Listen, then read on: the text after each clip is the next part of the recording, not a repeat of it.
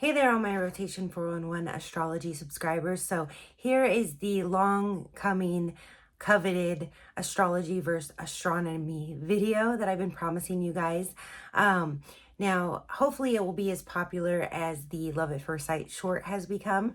But I did have a friend reach out to me by email a few weeks ago and asked me the question, hey, is astrology based on the seasons or the stars? And even though that's not really necessarily related to astronomy versus astrology, it did crack my mind wide open and help me outline exactly how I wanted to articulate this to you guys. So there's three main things that you've probably heard of that we're going to touch on in this video. One of them is the 13th sign. You've heard about that a lot, right?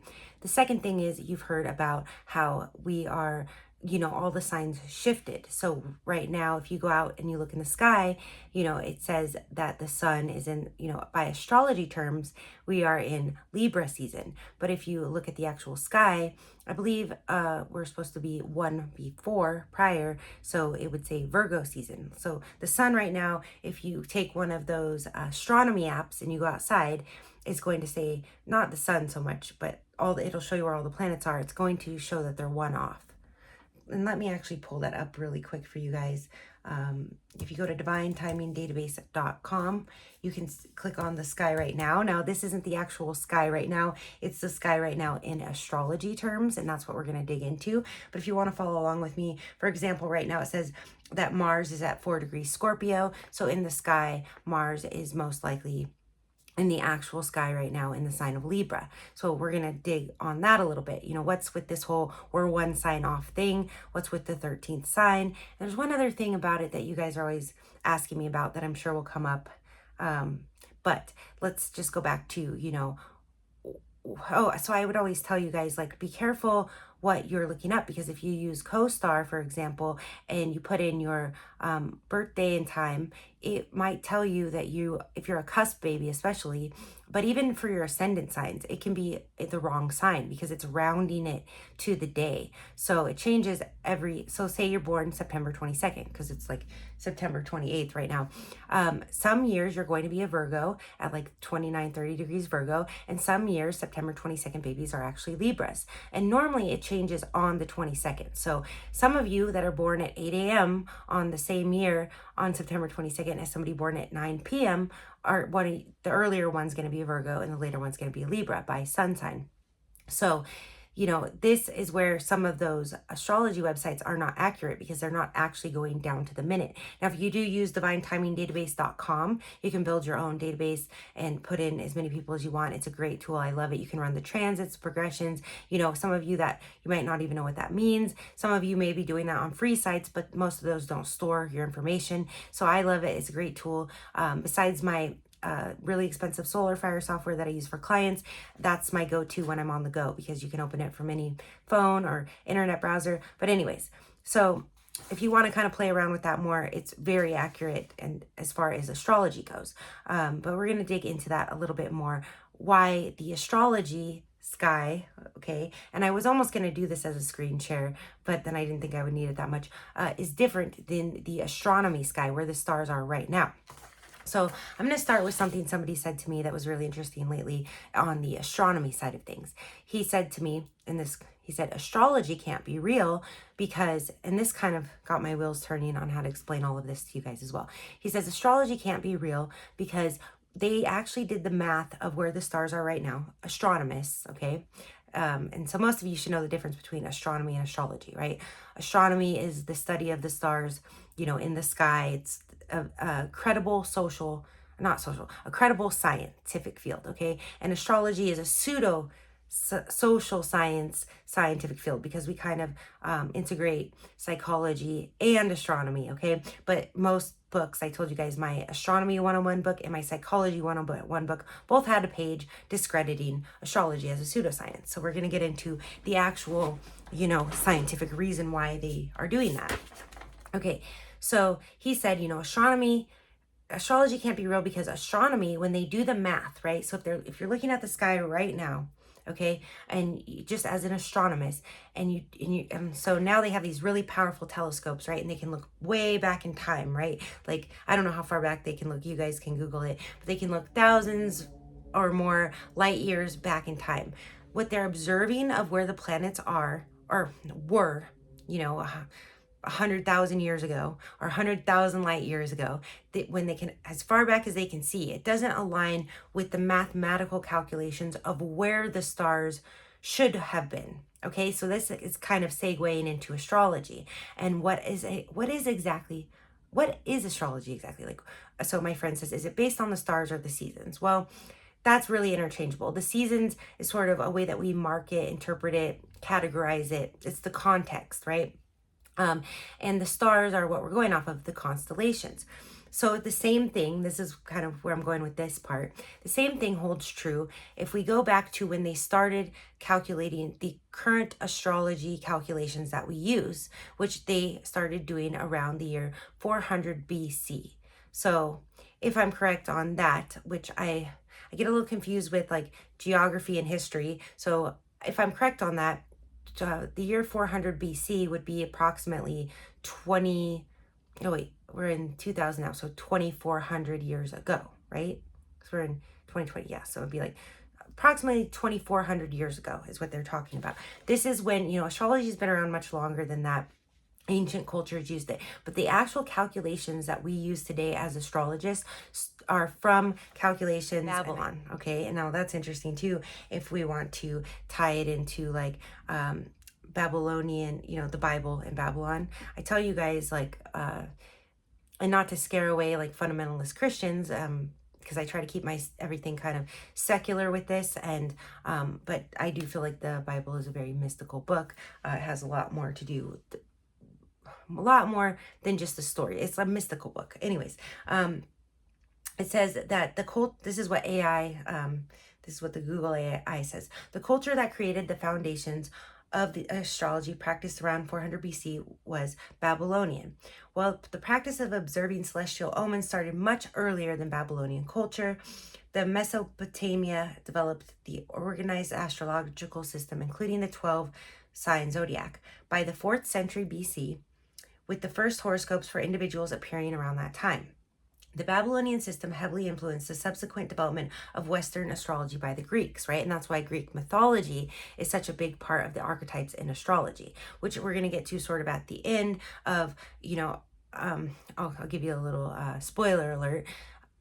So AI even said this, and a lot of people that don't actually study astrology say this. They say astrologists nowadays, we use the new 13th sign, for example, or we use it'll say things like we know that, you know, we're saying that you know, if you're an Aries, you're really a Pisces and all this. No, we're not saying that as astrologists. We're still going off of these calculations. So that was my answer to my friend. He goes, is it based on the stars or the seasons? And I said, it's based on math, really, at the end of the day.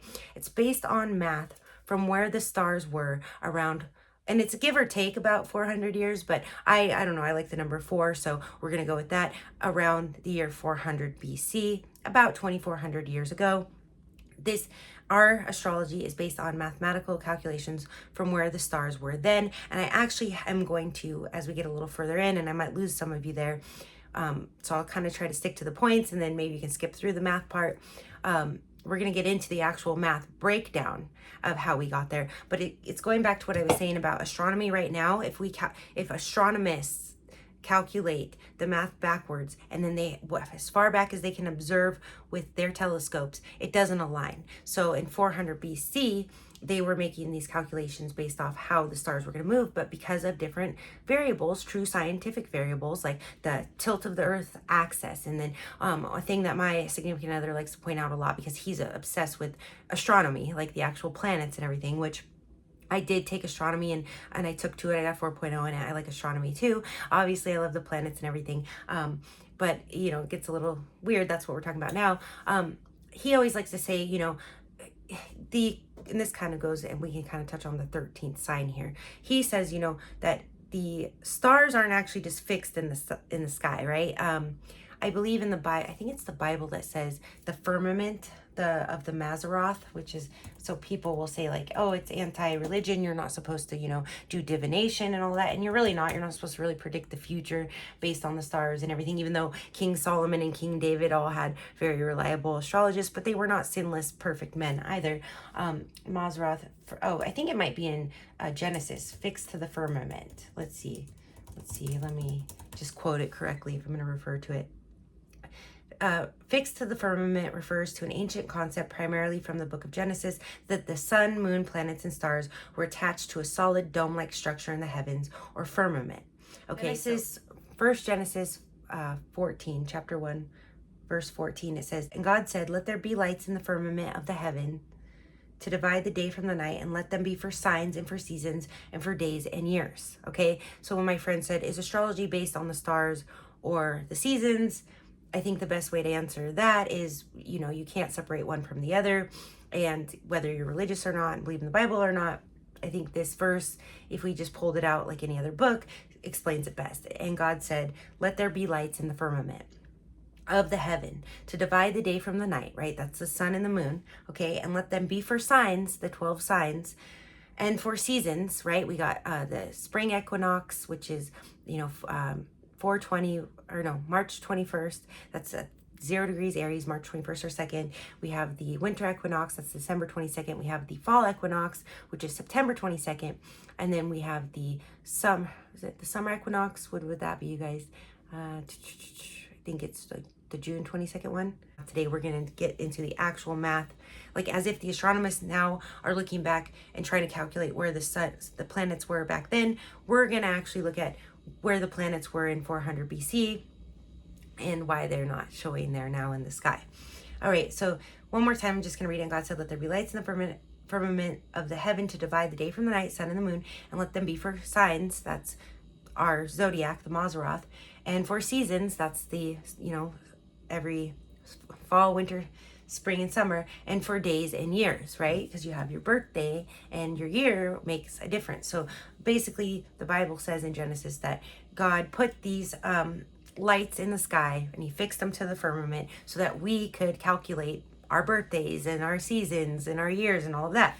I think that's kind of a fun, kind of very, I don't want to say like, no, I don't want to say superficial, but, you know, a very simple way of looking at it, right? Kind of if you're going to explain it to anyone, it's, you know, the stars are in the sky for us to, just like they did back in the day when, you know, they're carving on the caves, like they're marking things, like the pyramids, they're checking things, you know, the pyramids were calculated perfectly to have the shadows, you know, sort of like, what are those things called that tell you what time it is before we had watches?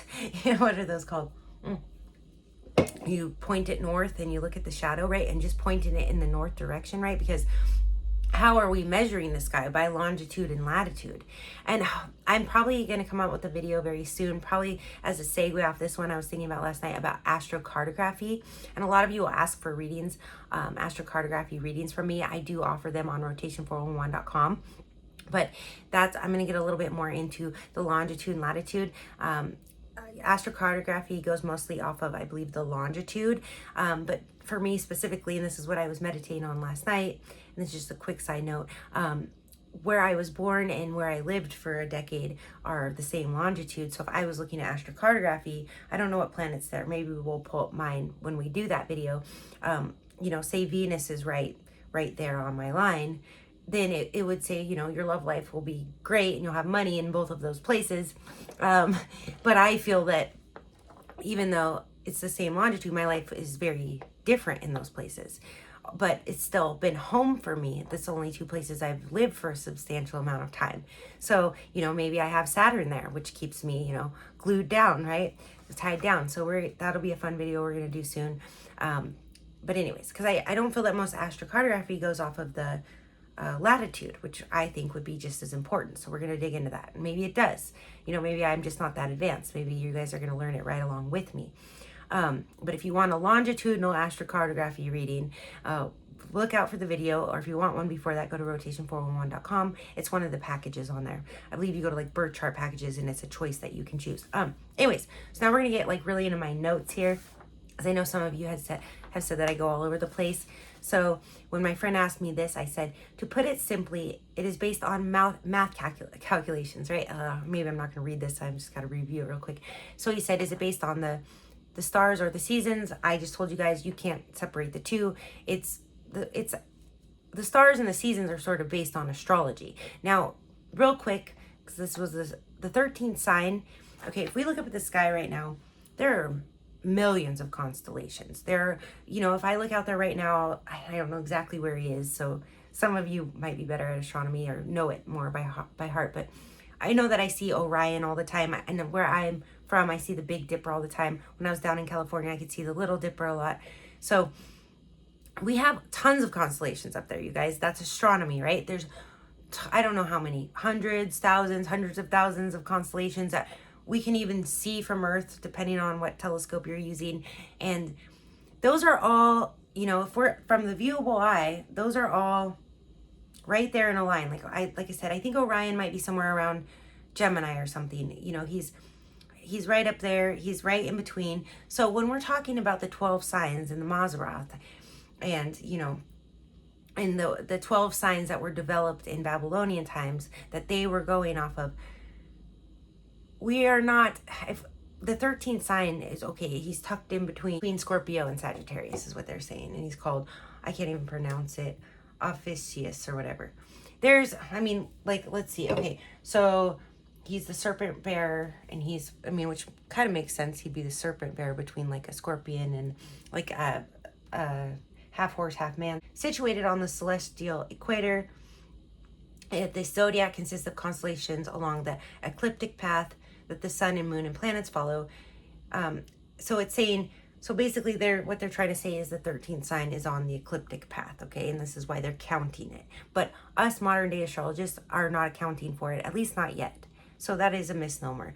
If you're getting astrology readings and the things that we're going off of, we are not accounting for the 13th sign. Now, if this 13th sign, and of course, I am always a little skeptical at first, does happen to just land right in there and we can't deny him. It's even saying Hercules is in there. Okay.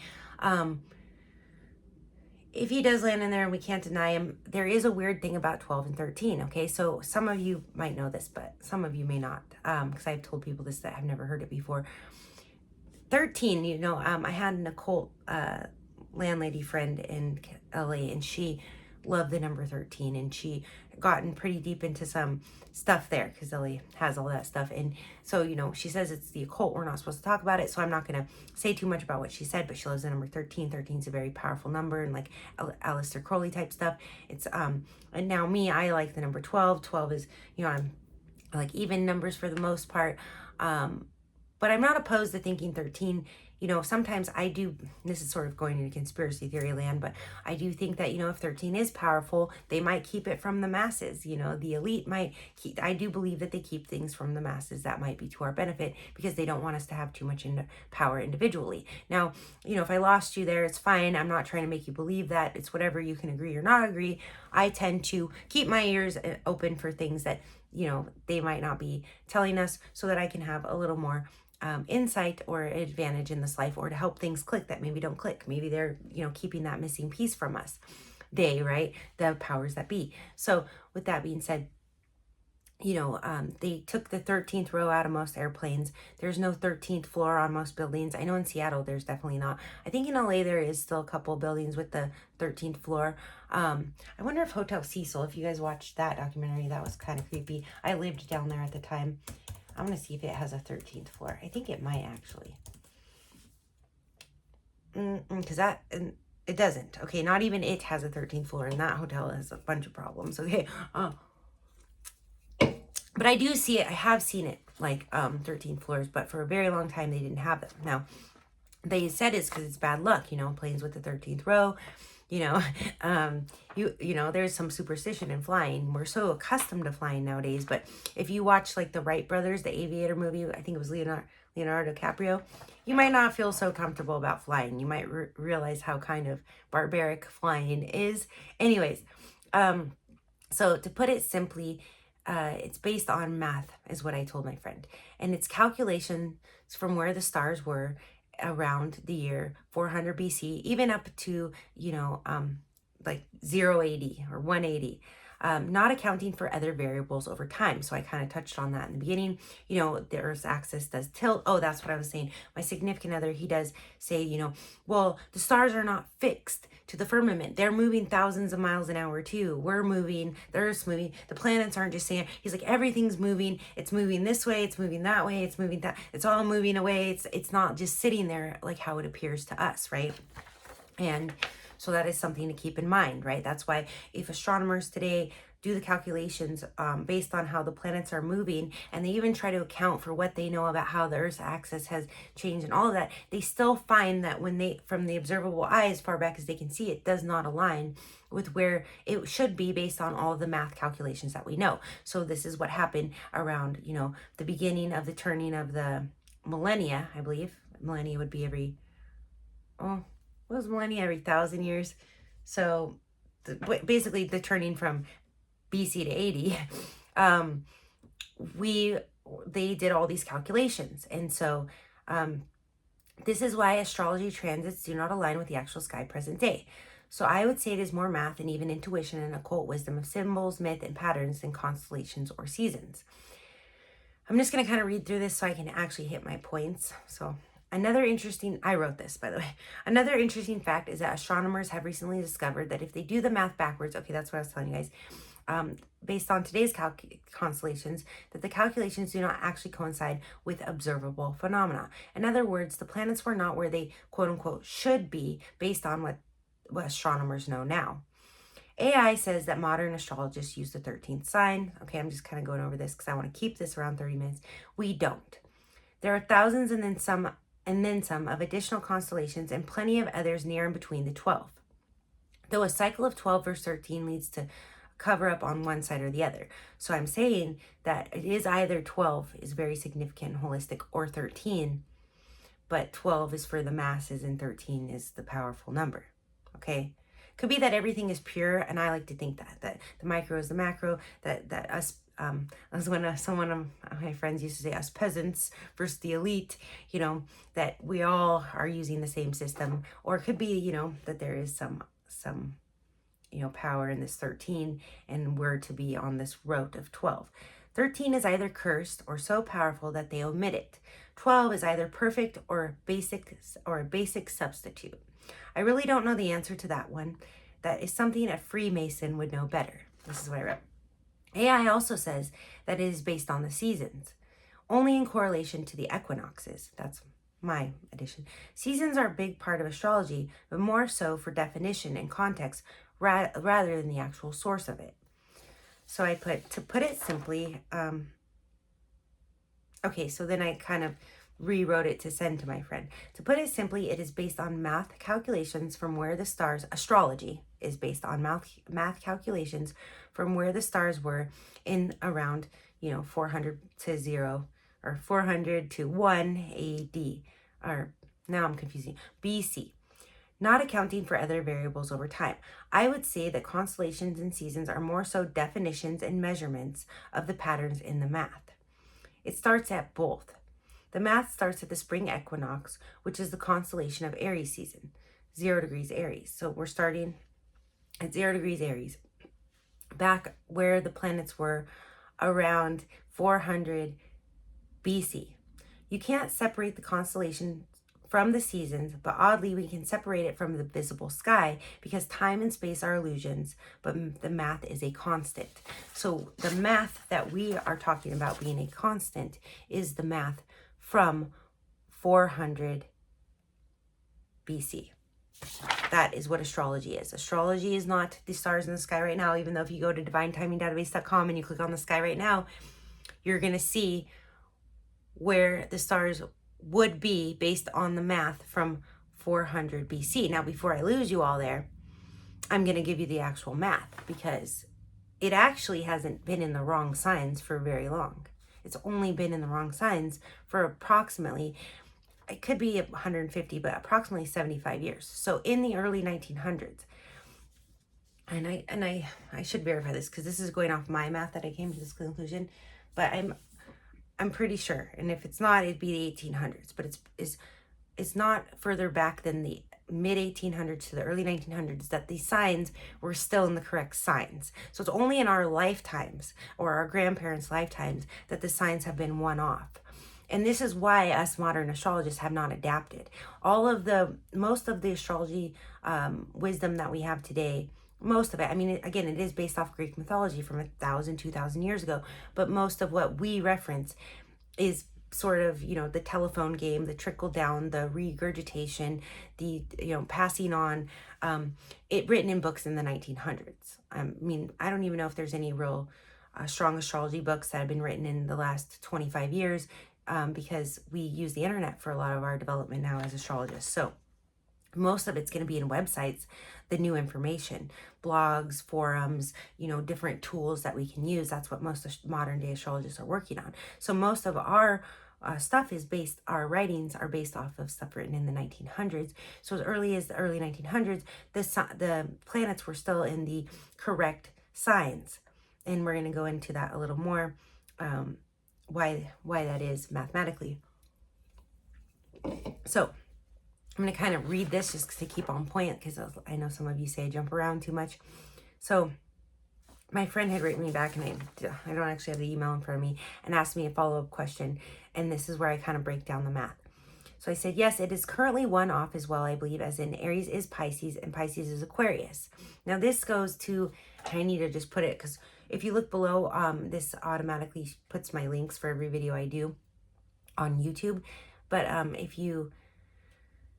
need to put the link for the Gaia channel astrology thing, because there's 2 episodes. It's one about seasons and one about, I think, about the stars, but it talks about the age of Aquarius and the age of Pisces and all of that, and I can't remember exactly why, you guys, but so when we're going through the year, we're going from Aries to Pisces. The ages of the zodiac appear to move backwards due to the precession of the equinoxes, a slow wobble of the Earth's axis that causes the vernal equinox point to gradually shift backwards through the constellations by about 1 degree every 72 years. This phenomenon results in a slow retrograde progression through the astrological ages, which are defined by the sun's position at the spring equinox, and it's independent of the forward motion of the earth. Okay, so this actually, I just realized, might tie into the ages.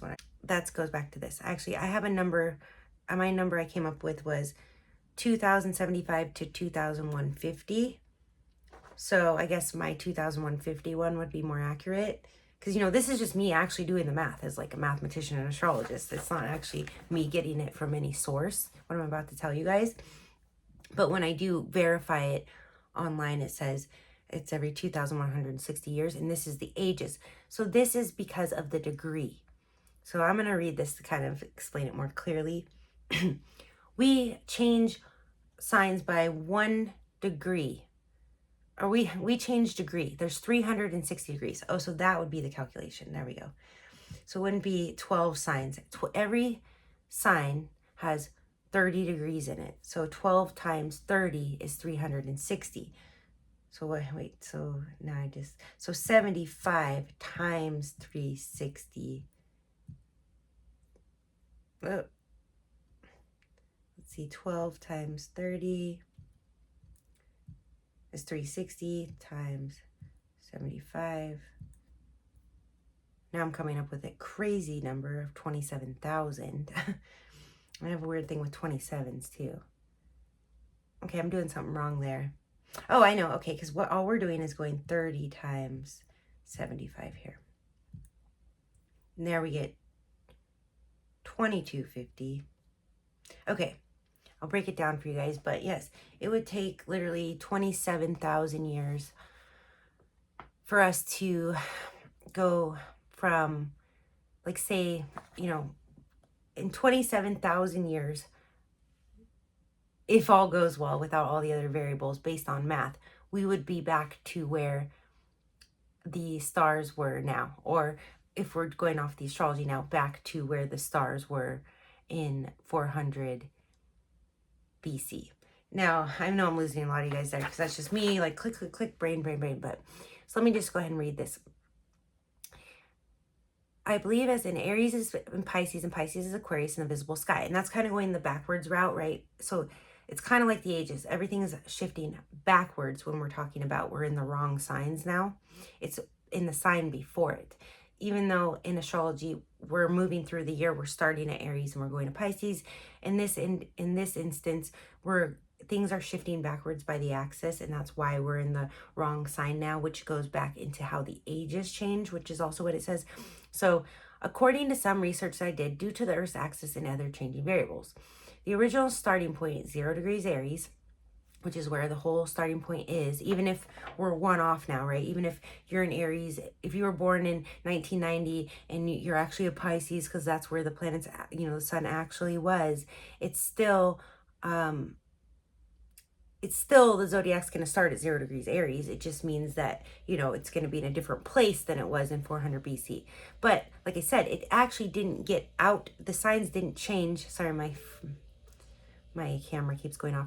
Didn't actually change until the early 1900s, right around there, which is kind of like around the time America was being formed, which is, the United States, which is interesting. And if you watch that Gaia thing about the ages, like the age of Pisces and the age of the Ram, Aries, and all that, I don't know. Anyways, so the original starting point, 0 degrees Aries. I cannot talk today. It's like I'm just speaking a different language. The original starting point, 0 degrees Aries, has moved about 1 degree every 75 years. If we look at this, it says about 72. So it's only been approximately 75 years that we have been in the new previous sign, as in Aries is in Pisces. So if you were out around 1900, now again, it could be 1840 or 1920, but somewhere in there, if you went out and you did your little app, which we didn't have them then, the signs would be still lining up from 400 BC, but not by degree. Whatever was at 0 degrees Aries in 400 BC would now have been about 29 degrees Aries around the turn, like the 20th century, 1900. Okay, it now would have been like 29 degrees Aries, but it was still in the proper sign according to the astrology that we use. Now, to be fair, like I was saying, the writings that we have are from the 1900s. This is when this change was happening. This is when astronomy is like catching up to the point, in technology where we can actually see these stars very clearly in the constellations. So could we, because it's going to be like this for another 2,000 years, it's going to be another 2,000 years that the signs are one off, okay? So could we potentially in the next 100 years as astrologists start writing our astrology to reflect how it looks in the sky now? Yeah, and we probably will. And I probably hopefully take 100 years so I won't be around for it, because like I was telling my friend, for me, I'm not making that switch even though AI says we are, because I don't see it in the Greek archetypes. Maybe because it's the observation effect, like I always talk about Einstein observation effect. Everyone that I know is an Aries seems very much like a Ram to me. They have we have the these type of eyebrows, and everybody I know that's a Pisces is pretty emotional. Okay, so for me to now go, oh no, they're Aquariuses, though, it just stereotypically, archetypally, it doesn't make sense to me. I don't feel, maybe because it's a cusp thing, we're so close to the other signs, though, I don't feel that I could just go, okay, well, technically when they were born it actually was under Aquarius, so yes, these Pisces, they act like Pisces, but they're really Aquariuses. For the way it lines up for me being an intuitive and analytical astrologer, I think it's going to take another couple hundred years before astrologists adapt to the new sign thing. So I just don't want you guys to misunderstand when you're looking at the stars in the sky and the astronomy app, because I was getting confused thinking that the astronomy app was wrong. You guys might have seen some of those videos, right? I don't want you to get confused and think that, it's like we have to adapt. Things take time to adapt to. So we haven't adapted yet, though. So AI is lying, and anybody who tells you, no, that's not true, we're in the other signs. Yes, astronomically, we are in the other signs. Astrologically, no, we have not converted yet. We have not adapted. We have not come to the new age and changed our ways. Okay, so if you are new to astrology and you're learning it and you want to apply that, please write some just like any other, even though it's a pseudo field, just like any other field of study, please write a book on how you think that Pisces act like Aquarius is. Not just because of this shift in the last 75 years of where it was, that now they have to be Aquariuses. Because I guarantee you, no Pisces that I know that's under 75 acts like an Aquarius. A lot of them have some Aquarius in their chart, and I can see some Aquarius traits in them. No Capricorn that I know acts like a side. Well, I mean, again, we do have a lot of influence of the signs next to us, but I don't see Capricorns as being fully Sagittarian. Okay. I see maybe a little Sagittarius in there. Okay. Because they have planets in there usually, right? Because the personal planets like to stay close to the sun. That's the thing anyways. But so it's only been approximately 75 years that we have been in the new previous sign. Aries was Aries and Pisces was Pisces up until the early 1900s, in other words. It was just off by degree in calculation. And so it will take approximately another 2075 to 2150, 30 degrees per sign, changing by 1 degree every 75 years before it goes back into the sign before that. So in another 2,000 years from now, around the year 4000 AD, everyone who's in Aries now will be Aquarius, if that makes sense. Not, okay? But as we modern astrologists, contrary to what AI says, have not adapted to this, but as of now. But a lot of people bring this to my attention a lot. This was my email. And actually, in answering your question, I understand the math even more now. As for me, adapting the definitions personally, the archetypes and writings have been around for thousands of years, and the change has only occurred over the last 100 years. So it's hard for me to see the changes in the personalities personally. I feel that it is very much aligned to the previous astrology. This could be an observer effect because I have only observed people born mostly in the last 100 years. But I feel that the archetypes are quite fitting to the original calculations. Now, I do have a grandmother who just turned 97 on the 25th, and I always think that Libras are Virgos, so that is the one that I would say, but my Virgos are Virgos for sure, not Leos, so I don't know. So I always say, maybe late September, because, right, it would only be the early degrees that would be off. So maybe I could see where late January Aquariuses could be kind of Capricornish, but it wouldn't be February, right? And I could see maybe I could kind of make that adaptation because it's not actually because it's 1 degree every 75 years. So we're only 1 degree into the new signs. And it might be a couple more than that, 1 to 2 degrees. We're right. So it's not so this kind of concludes it. Even if we go with this, okay? Not every single, and I wish I could almost like draw the wheel to give you more of an illustration, but it's like only the like cusp babies really would be influenced by this right now. And that's what I was saying. I could see someone born January 25th that was traditionally Aquarius being more Capricorn-like. I can see that. It's a cusp thing too, but I can see someone January 22nd born in the last 75 years may actually be a Capricorn, and we're going off these calculations from 2,400 years ago and basing it on where the stars should be right now if they kept moving at the same constants that they did then. But they did with that 1 degree variance every 75 years, okay? So really that's the only variable there. So to be fair, it's going to take another 2,000 years before all of you Aries or Pisces, it's going to take 1,000 years before any April Aries were actually born in Pisces, if that makes sense.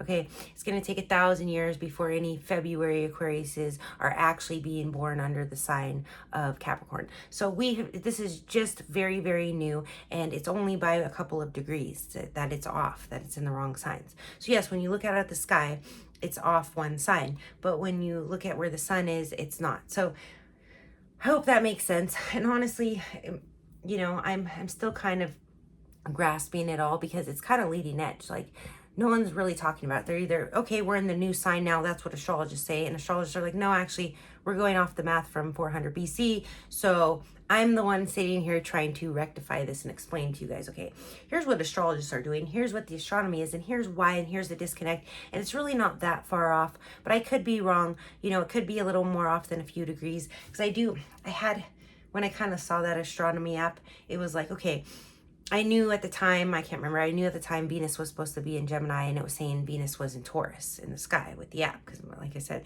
my guy likes to pull that out, and we look, he took me out to show me Saturn the other night, and he takes me out to show me Venus, and he loves doing that because we can see him in the sky up here up north. And so it, it I felt like it was like Venus was supposed to be in Taurus at like 5 degrees. We'll just use an example at the time, or no, in Gemini at 5 degrees at the time. And when he showed me, it might have been like Venus was in Taurus at 5 degrees. But I don't know. That's where I'm going, now I'm confusing myself. Because if we're going off sort of what I'm saying here, it would make more sense that Venus was supposed to be at like 2 degrees Gemini in astrology and was sitting at 29 degrees Taurus. That would make more sense with the way I'm reading it. But again, we're mainly talking about the sun and how the sun has changed, and the sun moves through a sign every 30 days. So we're talking about if you were born on June 21st, you're more likely a Gemini than a Cancer. Even if if you're born June 23rd, and according to astrology and how we calculated this whole time, we tell you you're a cusp baby, but you're June 23rd, you're definitely a Cancer. Well, with this 1 degree off thing by 75 to 150 years, yeah, you could maybe actually be a Gemini. So really, it's only affecting cusp babies right now. So no, astrologists, we are not changing the entire archetype of the zodiac yet. Give us another 1,000 years when half of the Cancers are now Geminis, and then we'll see what books are written. All right, this is my conclusion. I want to make it 30, but 45 is good. I'm sending you all lots of love, blessings, and light. Do be sure to check out moonmatch.love. It's the astrology dating app. It's free now to enter. The new celebrity database is coming out very soon. We're adding a bunch more celebrities in there. But right now you can go in there and see if you have any matches for free. And if you match with them, they'll get an email, and then you can chat with them. There's a lot of stuff on the horizon for Divine Timing Database. That's the moonmatch.love app, dating app. Check it out. Don't be late. If you're single, don't hesitate. I'm sending you all, and I'm gonna be back to finish the book, and the Sagittarius Sun Aries Moon big 144 video will be the next one I'm working on. But I'll be on to do the lives in the book soon. I got a lot going on in a lot of different arenas in my life, but it's always nice to actually get on here and finally check off something I've been promising you guys. So I love you all. Mwah, mwah, mwah. Love and light.